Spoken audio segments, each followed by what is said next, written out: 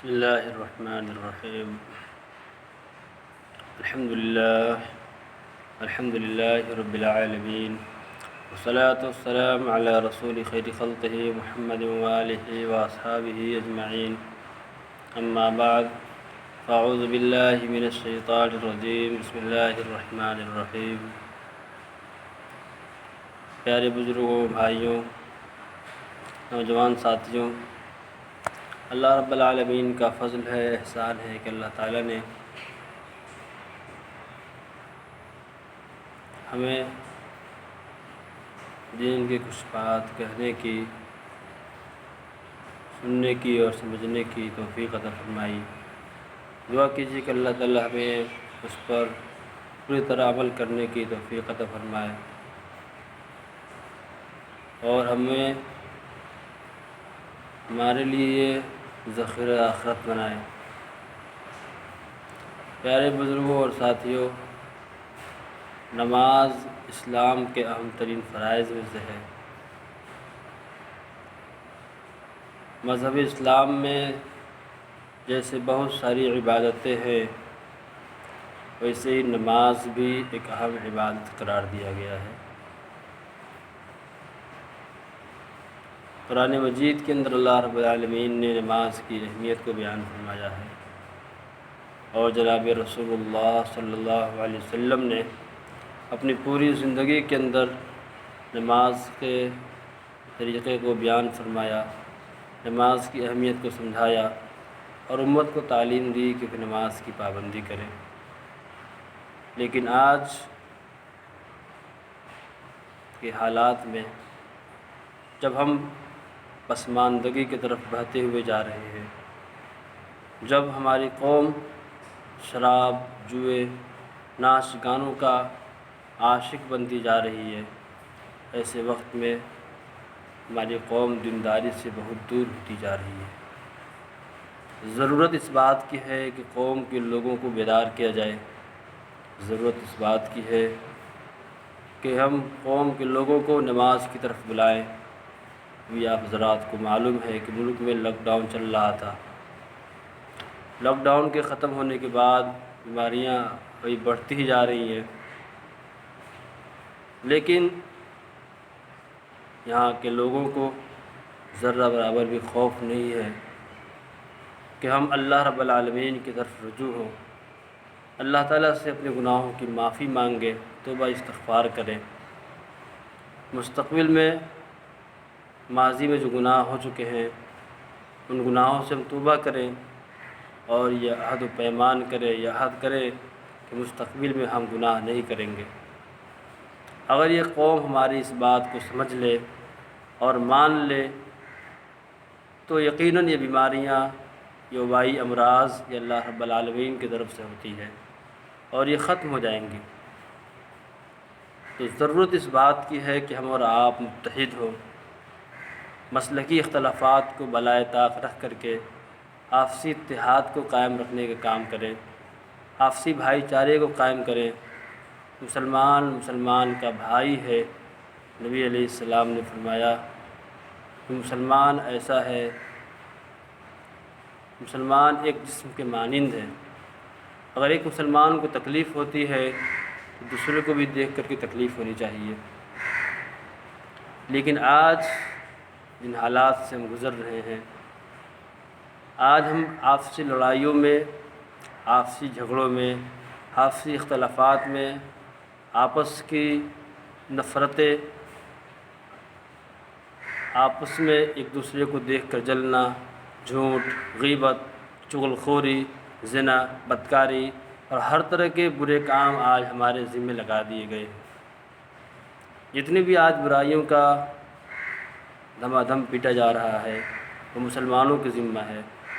اس لیے آج لازم ہے، ہمارے لیے ضروری ہے کہ ہم ان برائیوں سے ہٹ کر کے، اس معاشرے کے ان غلط روایت سے، ان غلط رسومات سے ہٹ کر کے ہم ایک ایسی زندگی گزاریں جو زندگی ہمیں جناب رسول اللہ صلی اللہ علیہ وسلم دے کر گئے، جو زندگی جناب رسول اللہ صلی اللہ علیہ وسلم نے ہمیں عطا فرمایا، اس زندگی کو ہم صحیح طور سے گزارنے کی کوشش کریں۔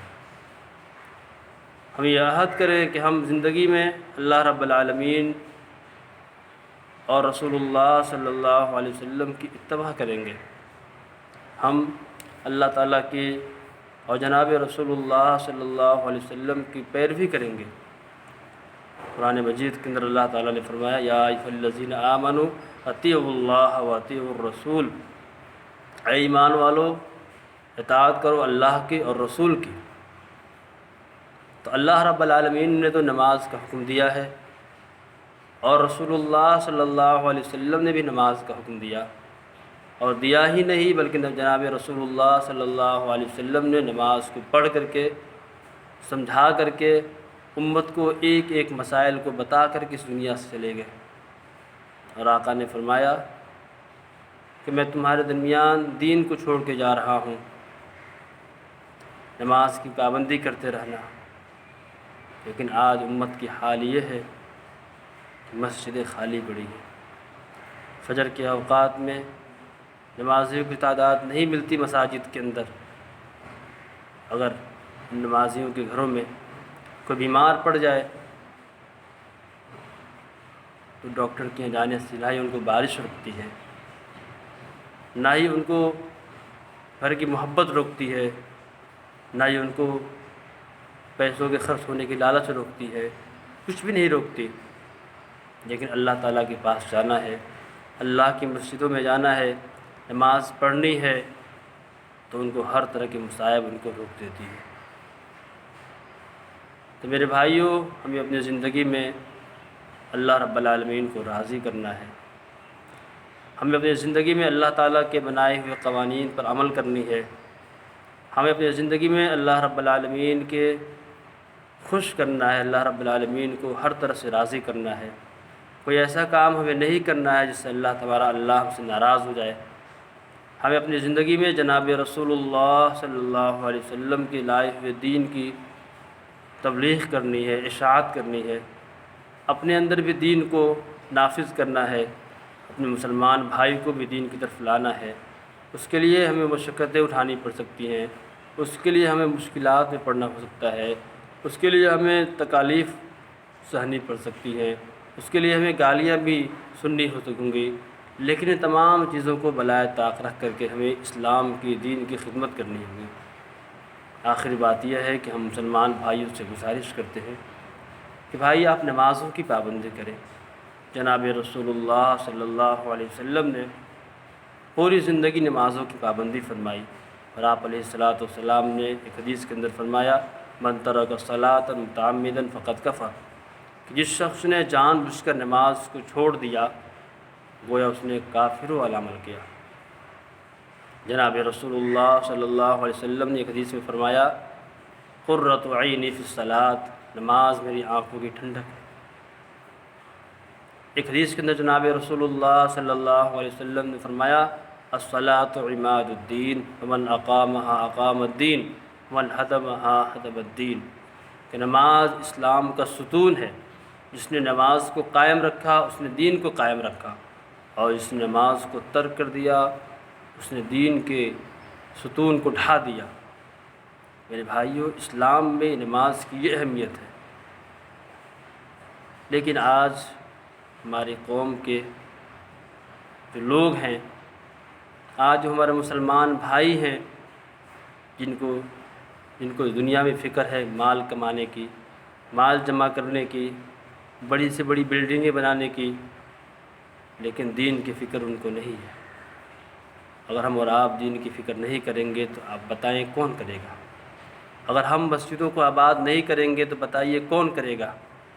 اگر ہم اسلام کے احکام کو، مساجد کی حفاظت نہیں کریں گے تو بتائیے کون کرے گا؟ کیا یہ مشرک، یہ کافر آئیں گے ہماری مسجدوں کی حفاظت کرنے کے لیے؟ نہیں۔ اس لیے میرے بھائیوں، میرے بزرگوں، میرے پیارے دوستوں، آپ تمام حضرات سے گزارش ہے کہ آپ نمازوں کی پابندی کریں۔ آپ تمام حضرات سے گزارش ہے کہ آپ جو ہے نمازیں پڑھیں۔ خاص طور سے نوجوان دوستوں سے گزارش کرتا ہوں کہ آپ اسلام کے سپاہی ہیں، آپ جناب رسول اللہ صلی اللہ علیہ وسلم کے امتی ہیں۔ نبی علیہ الصلاۃ والسلام نے اپنی زندگی میں آپ کے لیے دعائیں فرمائی ہیں، اے میرے قوم کے نوجوانوں، آپ اس قوم کے مستقبل ہیں، آپ کو چاہیے تو یہ تھا کہ آپ نمازوں کی پابندی کرتے، آپ اسلام کا جھنڈا لے کر کے پوری دنیا کے اندر لہراتے اور کفر سے کہہ دیتے کہ اسلام زندہ ہے، اسلام مردہ قوم نہیں ہے۔ لیکن آپ تو آج خود مردوں کی طرح رات صبح میں فجر کی نماز کے وقت سوئے رہتے ہیں، آپ تو خود دوپہر میں ظہر کی نماز کے وقت مارکیٹوں میں بازاروں میں گھوم رہے ہوتے ہیں، آپ کو دین سے اسلام سے کیا فکر ہے؟ اس لیے میرے نوجوان دوستو، نمازوں کی پابندی کریں، نمازوں کی پابندی کریں، نمازوں کی پابندی کریں۔ اسلام کا اہم ترین فریضہ ہے، اس کو چھوڑنا یہ گناہ ہے۔ 5 وقت کی نمازیں مسلمانوں پر فرض ہے، ان 5 وقت کی نمازوں کی پابندی کرنا ہر مسلمان بالغ مرد عورت پر فرض ہے۔ کوئی شخص بغیر کسی مجبوری کے نماز چھوڑ دیتا ہے تو امام اعظم ابو حنیفہ رحمۃ اللہ علیہ فرماتے ہیں شخص فاسق ہے، بغیر کسی مجبوری کی نماز چھوڑتا ہے۔ اور آپ کو بتا دیں، بعض ائمہ کا مذہب ہے کہ ایسا شخص جو بغیر کسی مجبوری کی نماز چھوڑنے کا عادی ہو جائے تو وہ شخص دائرہ اسلام سے نکل جاتا ہے۔ میرے بھائی، اتنی بڑی وعید ہے نماز کے چھوڑنے پر، اسی جماعت کی نماز چھوڑنا، جماعت سے نماز نہ پڑھنا۔ بعض لوگوں کی عادت یہ ہوتی ہے کہ اذان ہوتی ہے تو گھر ہی میں نماز پڑھ لیتے ہیں۔ تو ایک حدیث کے اندر جناب رسول اللہ صلی اللہ علیہ وسلم نے فرمایا کہ جو لوگ جماعت سے نمازیں نہیں پڑھتے اور گھروں میں نماز پڑھ لیتے ہیں، مسجدوں میں نہیں آتے، تو میرا دل چاہتا ہے کہ میں ان کے گھر جاؤں اور ان کے گھروں میں آگ لگا دوں۔ پیارے دوستو، امید کرتے ہیں کہ آپ لوگ نمازوں کی پابندی کریں گے، دین مسجدوں کو آباد کریں گے، مسجدوں کو خالی نہیں چھوڑیں گے، دین اسلام کی اشاعت کریں گے، جناب رسول اللہ صلی اللہ علیہ وسلم کے فرامین پر عمل کریں گے۔ امید کرتے ہیں کہ اللہ رب العالمین ہم تمام کو دین اسلام کی خدمت کرنے والا بنا دے، ہر طرح کے مصائب سے، ہر طرح کے اعلیٰ پریشانیوں سے امت کی حفاظت فرمائے۔ اللہ رب العالمین ہمارے قوم کے نوجوانوں کی حفاظت فرمائے، ہر طرح کے برے عقیدوں سے، برے خیالات، گھمنڈ، تکبر، شراب، جوا، ہر طرح کے نشوں سے ہماری قوم کی حفاظت فرمائے۔ وآخر دعوانا الحمدللہ رب العالمین۔